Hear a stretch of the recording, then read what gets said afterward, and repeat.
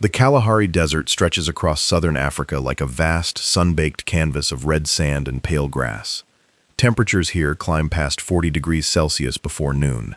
Rain is a rumor for most of the year. The soil cracks open like old leather. The thorn bush casts shadows barely wide enough to shelter a mouse. And yet, in this landscape that seems designed to defeat life at every turn, one of the most sophisticated social systems in the animal kingdom runs with the precision of a Swiss watch. If you have ever watched a meerkat stand upright on its hind legs, perfectly still, scanning the horizon with those dark-rimmed eyes, you have witnessed something far more complex than it appears. That animal is not simply looking around. It is performing a function so critical to the survival of its entire group that without it, everyone dies. Stay with us, because what we are about to explore is one of nature's most elegant solutions to an ancient and relentless problem. How do you stay alive when everything in the world around you is trying to kill you? The answer, meerkats have arrived at over millions of years of evolution, is extraordinary. And if you want to see more stories like this one, stories about the hidden intelligence of the natural world, hit subscribe right now before we go any further. There is something here that will change the way you look at every animal you have ever seen. The meerkat, Suricata suricata, weighs less than a kilogram. It fits comfortably in two cupped human hands. Its body is slender and built low to the ground, with a long tail it uses as a prop when standing upright. Its face is flat and expressive, in a way that feels almost mammalian in the truest sense. Familiar, somehow readable. But do not let that familiarity fool you. The meerkat's brain is running calculations that would humble many larger, more celebrated creatures. It lives in groups, called gangs or mobs, sometimes also referred to as bands, and these groups typically range from 5 to 30 individuals, though mobs of over 50 have been documented in particularly resource-rich territories. Within that group, every single member has a role. Every morning begins the same way, across every meerkat territory in the Kalahari. Before the sun has fully cleared the horizon, the burrow comes alive. Small heads emerge from the entrances, noses twitching, eyes still adjusting to the light. The first few minutes after emergence are devoted to thermoregulation. The desert night is cold, sometimes brutally so, and meerkats press their pale bellies toward the rising sun, absorbing heat through the darker skin beneath their fur. They look almost meditative, these small creatures standing in a line, soaking in the morning warmth. But do not mistake stillness for inattention. Even during this warming ritual, the group is already organizing itself, and within minutes, before most of the mob has even had a chance to forage, one individual climbs to a high point, a termite mound, a dead log, a rocky outcrop, sometimes just a particularly thick stem of dry grass. That individual stands upright, orients its gaze outward, and begins to watch. This is the sentinel, and the system that places that animal on watch, rotates it off, brings another on, and keeps the whole arrangement running smoothly without any apparent top-down instruction, is one of the most remarkable behavioral phenomena in the entire animal kingdom. To understand why the sentinel system matters so deeply, you need to understand what the Kalahari is actually like for a meerkat that is not paying attention. The threats come from multiple directions simultaneously. From above, there are martial eagles, one of Africa's most powerful raptors, capable of striking a meerkat with enough force to kill it outright before it has taken a single step toward cover. There are also tawny eagles, battler eagles, and the pale chanting goshawk, a sleek and relentless hunter that can match a meerkat's speed across open ground with horrifying ease. From the ground, the dangers multiply. Cape cobras and puff adders move through the grass, and while an adult meerkat has some resistance to certain venoms, a bite is still potentially lethal and certainly incapacitating. Black-backed jackals are a constant presence on the fringes of meerkat territories, fast enough to run down a meerkat that has strayed too far from a bolt hole. And then there is the honey badger, enormously strong relative to its size, capable of digging into burrow systems and impossible to intimidate once it has decided to investigate. For an animal that weighs under a kilogram and has to keep its nose to the ground to find the scorpions, beetles, larvae, and lizards that make up its diet, dividing attention between finding food and watching for predators is a physiological impossibility. You cannot dig efficiently for a scorpion buried 6 centimeters underground and simultaneously scan the sky for a martial eagle. The two tasks require different orientations of the body, different states of alertness, different sensory modes. Something has to give. And in the Meerkat's world, the thing that gives is never vigilance. Instead, the group offloads vigilance entirely onto a single designated individual at any given moment. That individual sacrifices foraging time completely. It does not eat, it does not dig, it stands upright and watches. And in doing so, it frees every other member of the group to feed with their heads down, extracting maximum caloric value from the desert without the constant interruption of looking up.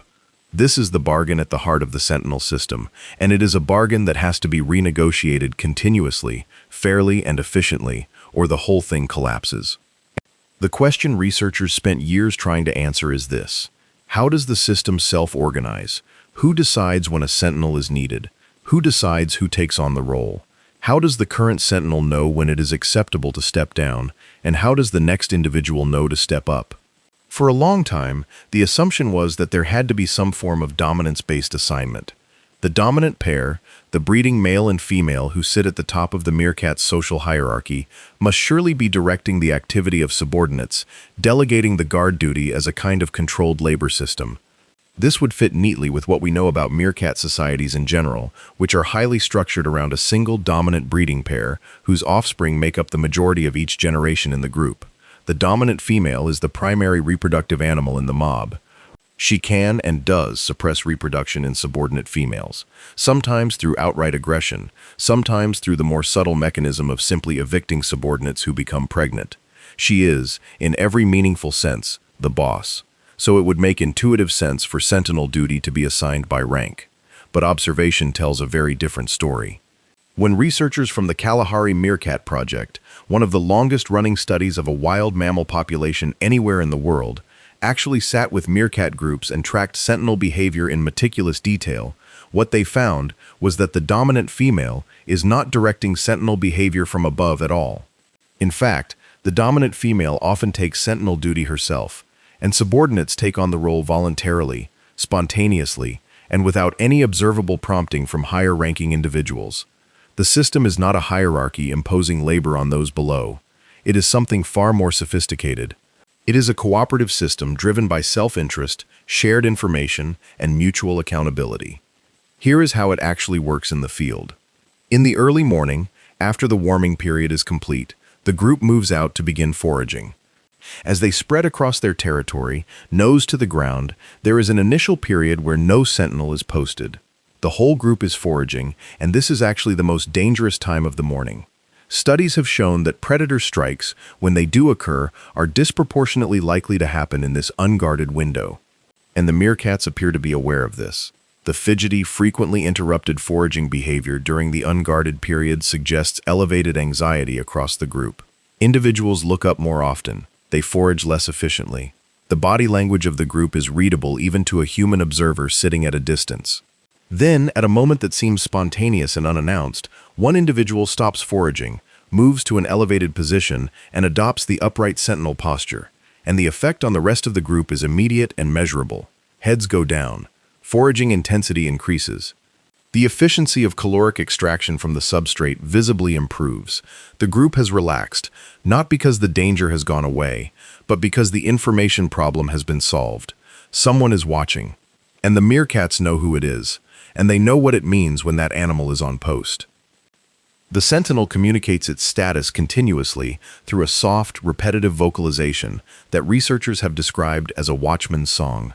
It is a low, regular call, not loud enough to be detected by distant predators, but perfectly audible to the group members foraging nearby. The content of this call is essentially a continuous declaration: all is well, all is well, all is well. The foragers hear it and respond to it. When the watchman's song is present and regular, foraging intensity is high. When it stops, even briefly, the foragers react within fractions of a second. Heads come up, bodies tense. Some individuals move toward bolt holes. The group does not wait to assess the situation themselves. They trust the sentinel's silence as completely as they trust its song. This is the first remarkable thing about the sentinel system. It is built on genuine information transfer, and that information is trusted and acted upon. The Sentinel is not simply going through a behavioral routine. It is providing real-time intelligence to the group, and the group has evolved the cognitive machinery to interpret and respond to that intelligence in real time. Now here is where it gets even more interesting. The Watchman's song is not just a binary on-off signal. Meerkats have a complex and graded alarm call system, and the Sentinel draws from this vocabulary to communicate not just the presence of a threat, but the nature and urgency of that threat. A terrestrial predator moving slowly at a distance generates a different call than a raptor sighted overhead. A predator running toward the group at high speed generates a different call still. The calls differ in acoustic structure, in repetition rate, in pitch and duration, and the group responds to each call in the specific way appropriate to that specific threat. For an aerial threat, the response is to dive flat on the ground, pressing into the substrate and becoming as invisible as possible. For a terrestrial threat, the response is to run, and to run in a coordinated direction toward known bolt holes. For a low-urgency ground threat at a distance, the response might be alert posturing and gradual movement toward cover without full flight. These graded responses require sophisticated vocal production on the Sentinel's part, and sophisticated acoustic discrimination on the listener's part.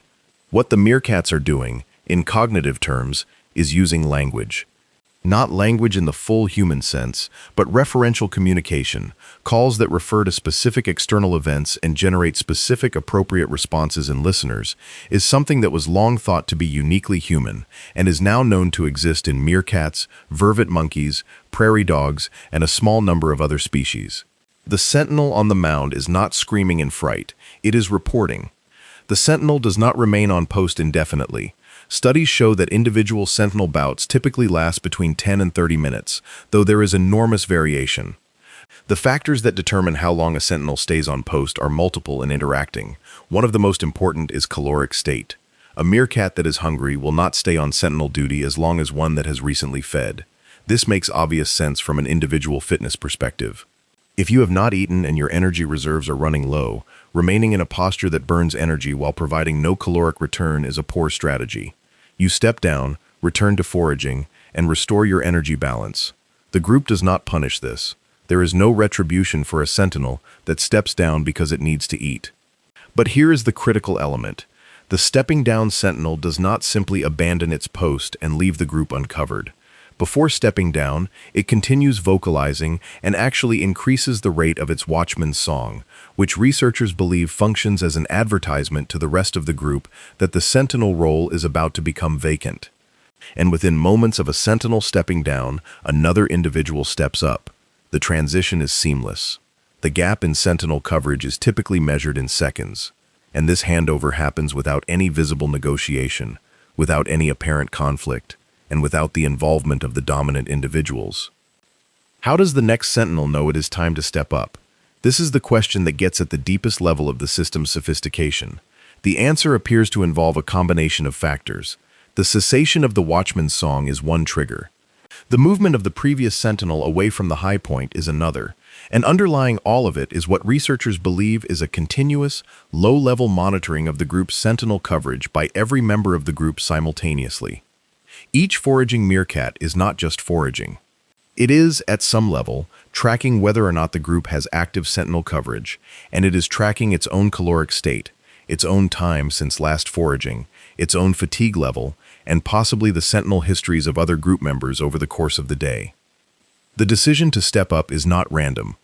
It is a calculation, and it is a calculation that, when summed across all the individuals in the group, produces the seamless rotating system we observe. The beautiful thing about this architecture is that no individual needs to have a complete model of the whole system. Each individual only needs to know its own state and the current Sentinel status. The group-level outcome, reliable continuous coverage with fair rotation, emerges from those simple individual decisions.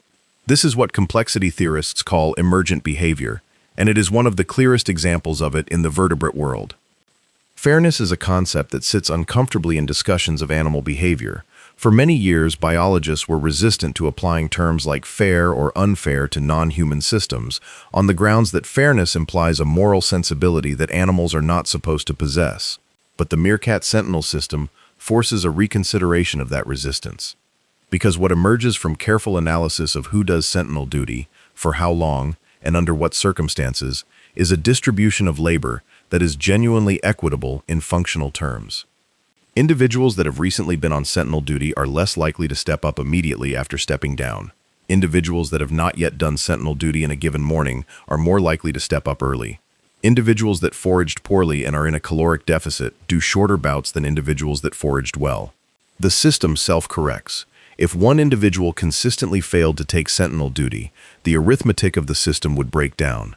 Other individuals would be spending more time on post and less time foraging, and they would eventually suffer the caloric consequences.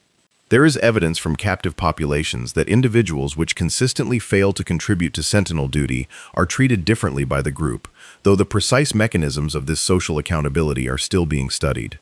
What is clear is that the system produces, across a foraging day, a distribution of sentinel time that roughly matches the distribution of foraging time.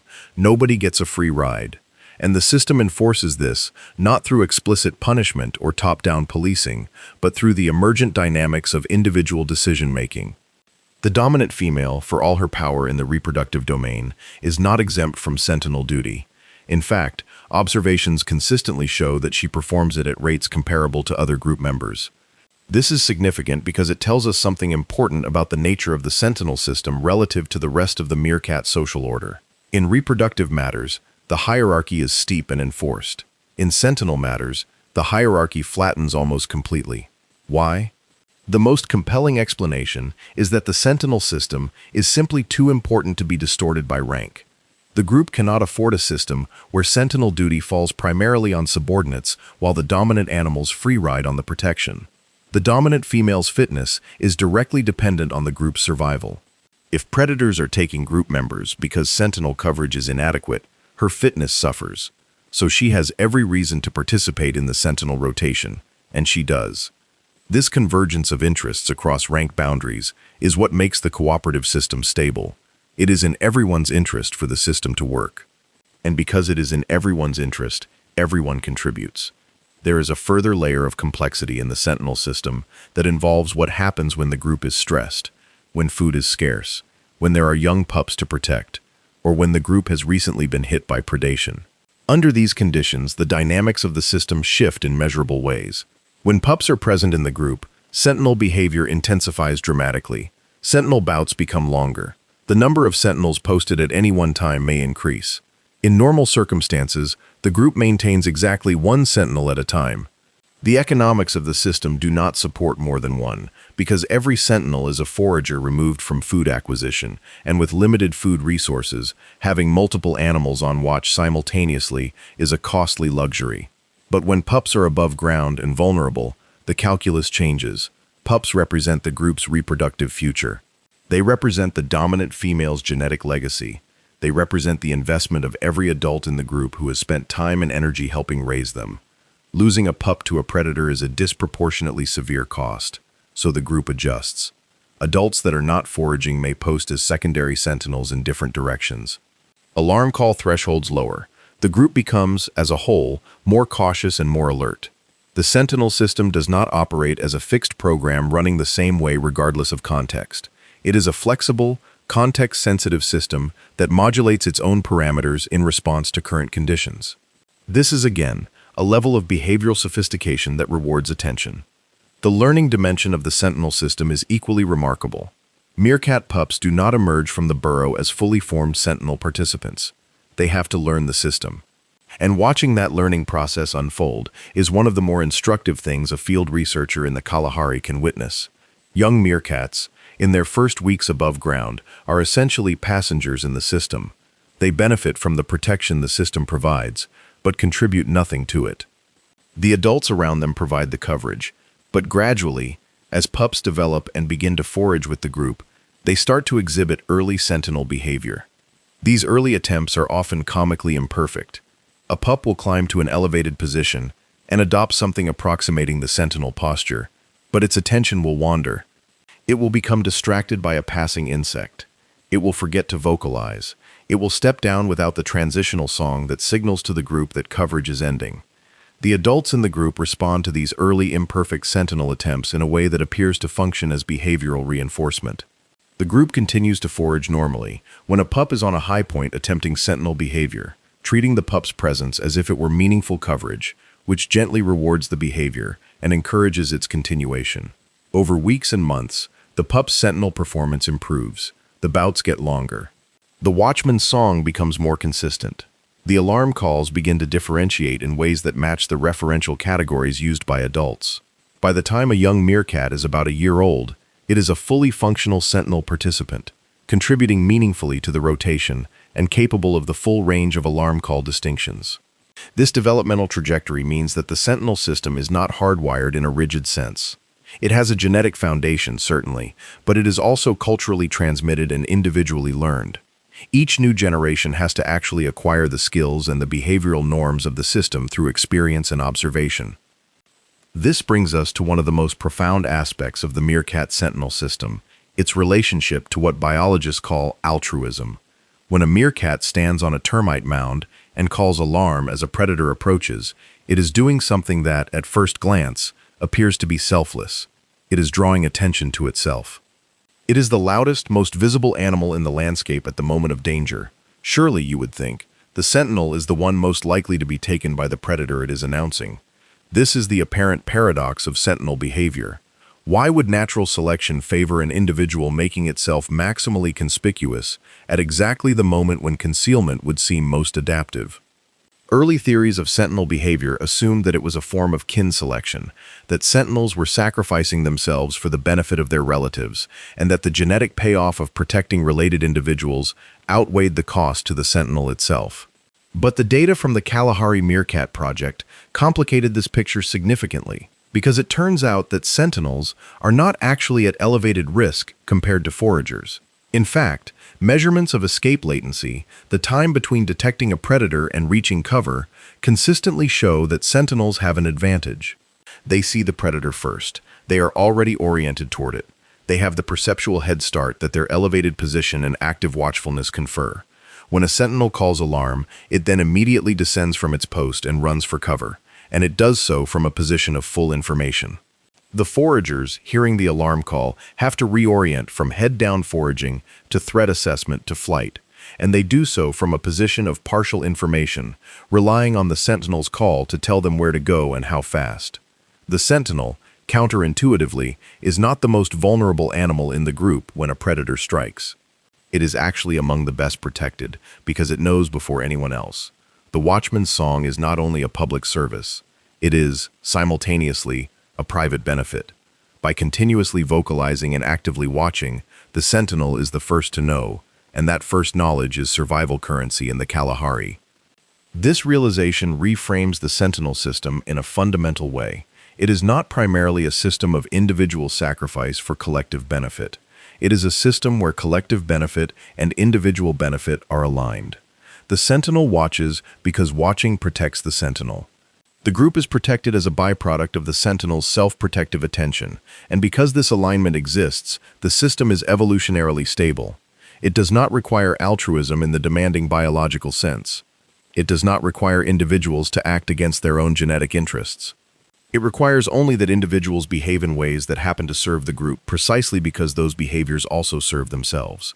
This is a profoundly different kind of cooperation than the kind we might celebrate in human contexts, but it is no less impressive for being self-interested.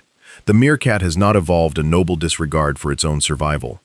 It has evolved a system so elegant that being good to others and being good to yourself are the same action. Outside the realm of immediate predation, the sentinel system operates in a broader ecological context that shapes its dynamics in ways researchers are still working to fully understand. The Kalahari is not a uniform landscape. Meerkat territories vary enormously in the quality and distribution of the resources they contain. Some territories have deep, well-developed burrow systems with multiple bolt holes distributed across the foraging area. Others are newer, shallower, with fewer escape routes. The geometry of bolt hole distribution matters enormously for sentinel behavior, because the value of a sentinel's warning is directly proportional to the availability of cover. In a territory with bolt holes every 30 meters, even a brief warning of an incoming raptor gives every group member enough time to reach cover. In a territory with sparse bolt holes and long open runs between them, the same warning may not be enough. Meerkats adjust their sentinel behavior, and particularly the alarm thresholds of their sentinels, in ways that appear to account for this spatial variation. In poorer, more exposed territories, sentinels call alarm at greater distances, giving the group more time to cover longer distances to safety. In well-covered territories, alarm thresholds can be slightly more lenient, because even a late warning is still a survivable warning. The sentinel, in other words, is not operating a one-size-fits-all alert protocol. It is calibrating its responses to the specific ecological parameters of the territory it is guarding that day.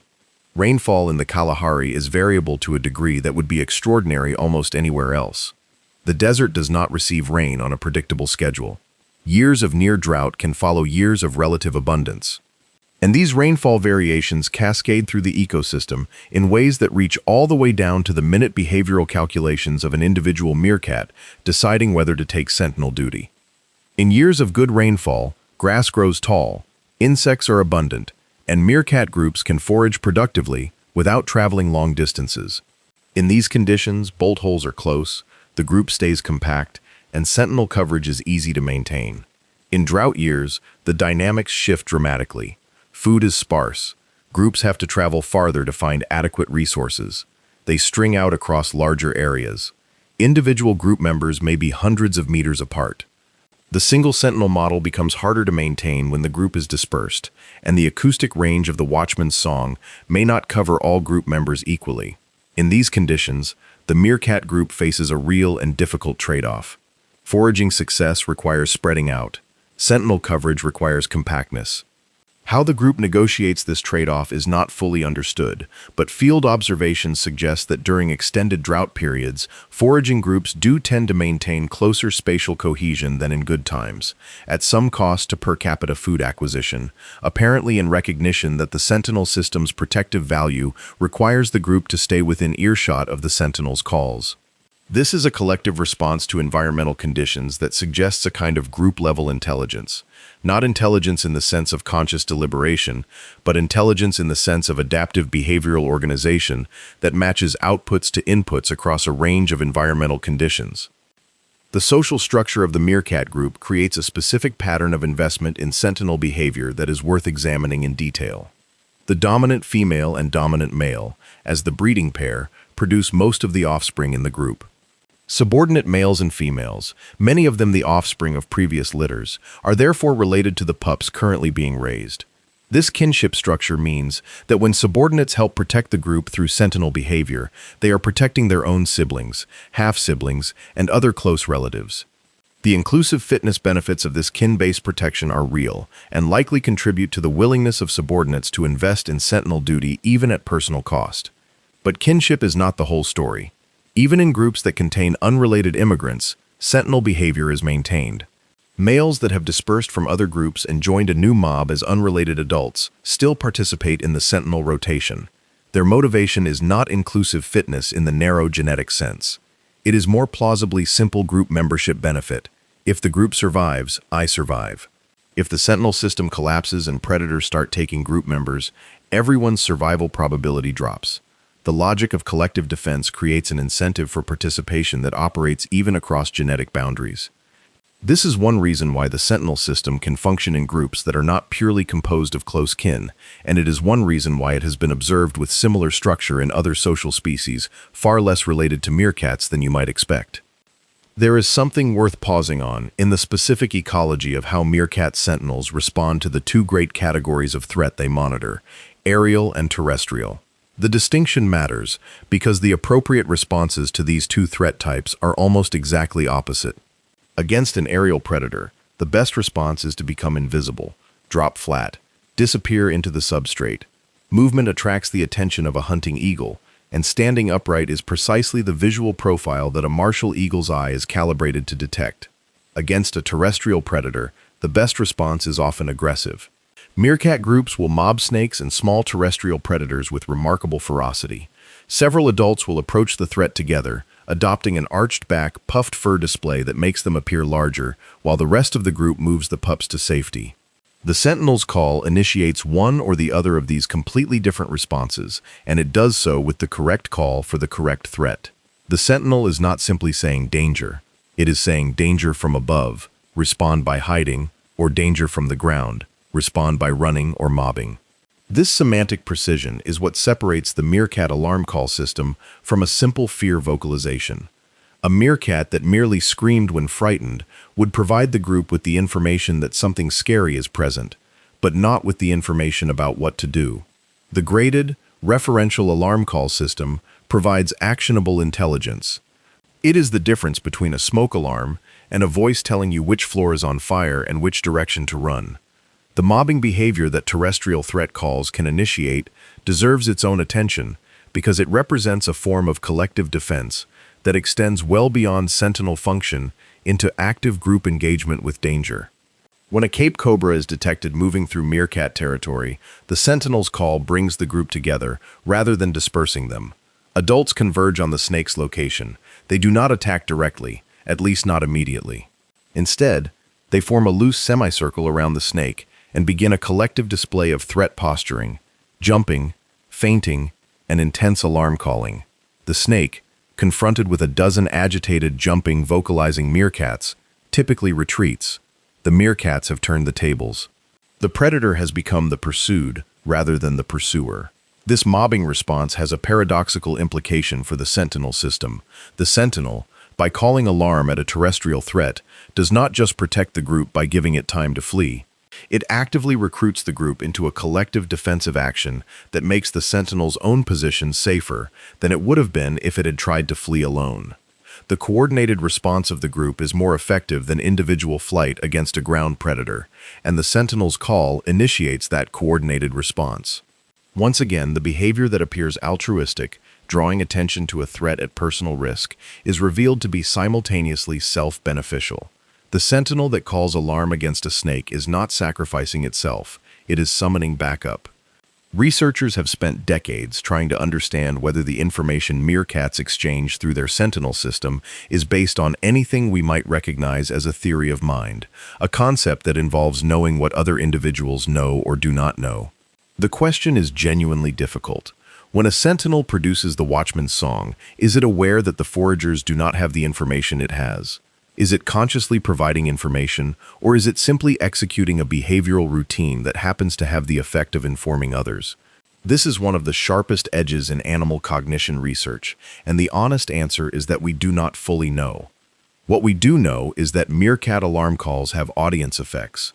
Meerkats call differently when they are alone than when they are in a group. They are more likely to produce certain calls when they have reason to believe others are listening and would benefit from the information. This audience-dependent calling suggests, at minimum, that meerkats have some functional awareness of whether their calls are being received.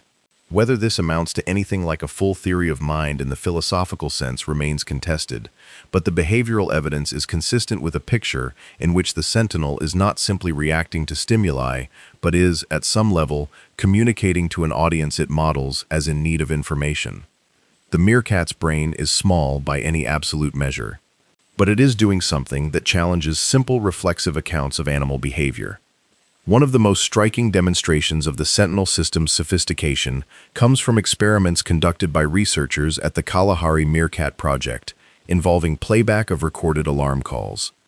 When a group's foraging period is preceded by playback of alarm calls suggesting a predator has recently been in the area, the group's subsequent foraging behavior changes measurably.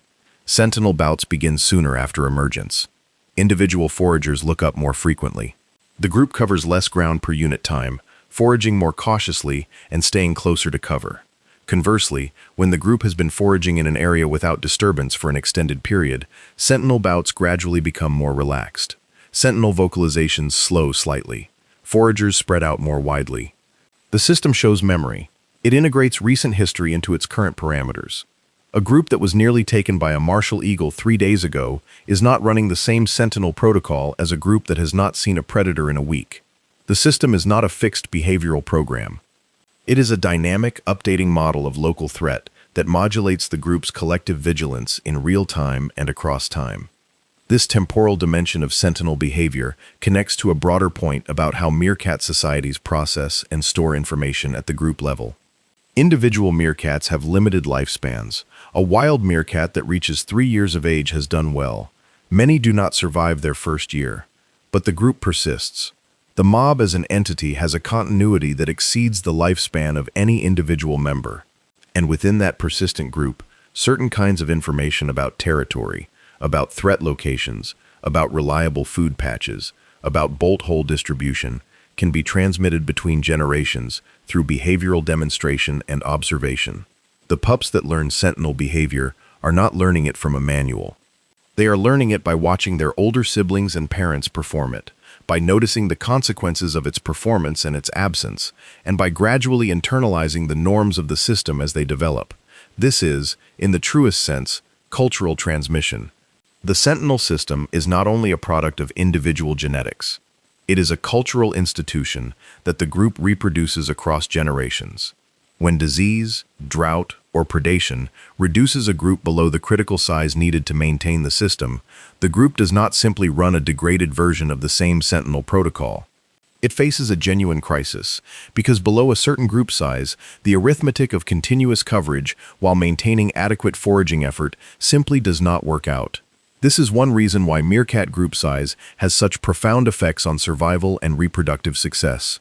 Larger groups can afford better sentinel coverage while still feeding everyone adequately. Smaller groups face an inescapable trade-off. They are less safe and less well-fed simultaneously. The sentinel system is not merely an adaptation that improves survival at the margin. It is a foundational element of the meerkat's entire ecological strategy, the thing that makes it possible for a small, diurnally active, ground-foraging predator to exist in a landscape full of things that want to eat it. The relationship between the sentinel system and the meerkat's reproductive biology runs deeper than it might initially appear. The dominant female's reproductive success is not simply a function of her own fitness. It is a function of the group's survival and functionality. A dominant female with a healthy, well-functioning mob raises more pups to independence than one with a reduced, stressed, poorly fed group.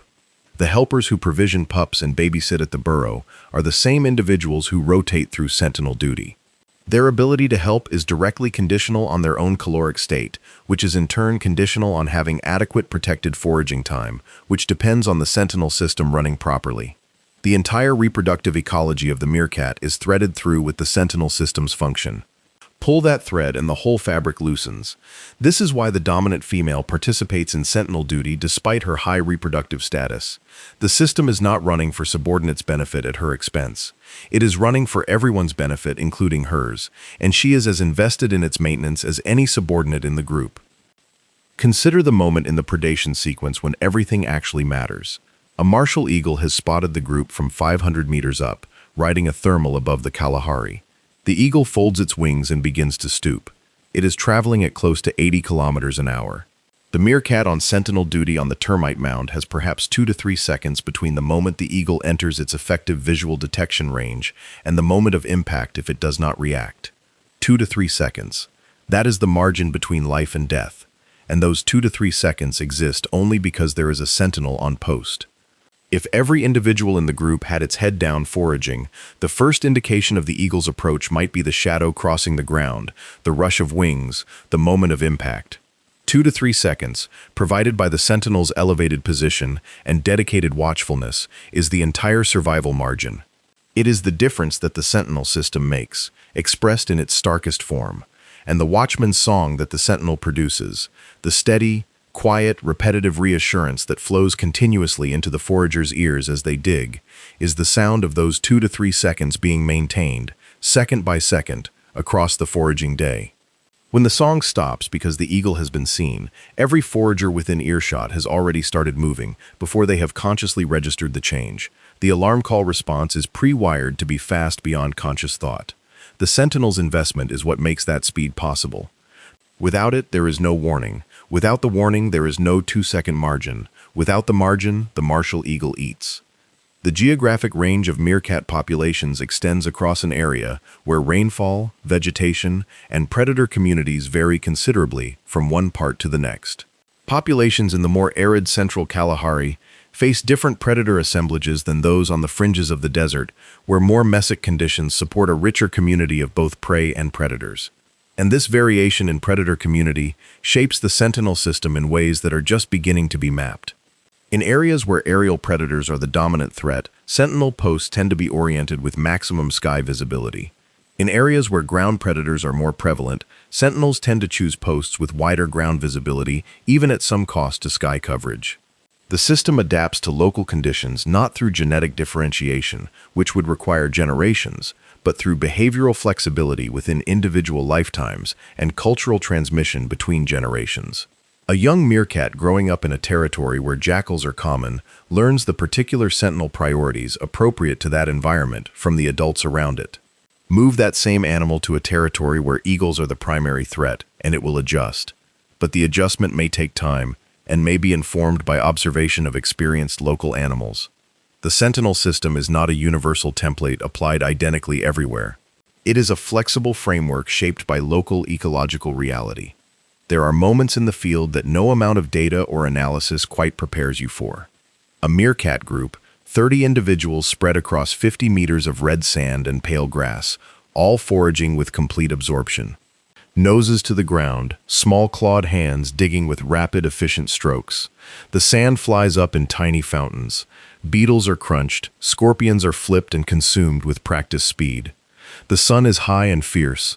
The air smells of dust and dry grass, and something faintly floral from a distant succulent. And above it all, from the highest point of a termite mound at the edge of the group's territory, a small brown animal stands perfectly upright and sings, softly, continuously, a quiet declaration, all is well, all is well. The foragers hear it and do not look up. They have delegated looking up. They have outsourced vigilance to this one individual, and they trust completely in the quality of that delegation. This trust is not naive. It is earned, over months and years of the system working as advertised. It is trust built on the track record of the system itself. The sentinel stands and sings. The foragers dig and eat. The desert turns slowly under the sun. And for now, in this small patch of the Kalahari, the ancient and relentless pressure of predation has been met with something extraordinary. Not speed, not camouflage, not venom or armor or a shell. It has been met with organization, with cooperation, with information flow and division of labor, and the kind of distributed intelligence that emerges from individuals each acting in their own interest in ways that happen, by the elegant architecture of the system, to align with the interest of everyone. The martial eagle is still up there, circling. It is patient, it has time, but so do the meerkats. As long as the sentinel is singing, the song continues. The desert holds its breath, and 30 animals that weigh less collectively than a medium-sized dog go,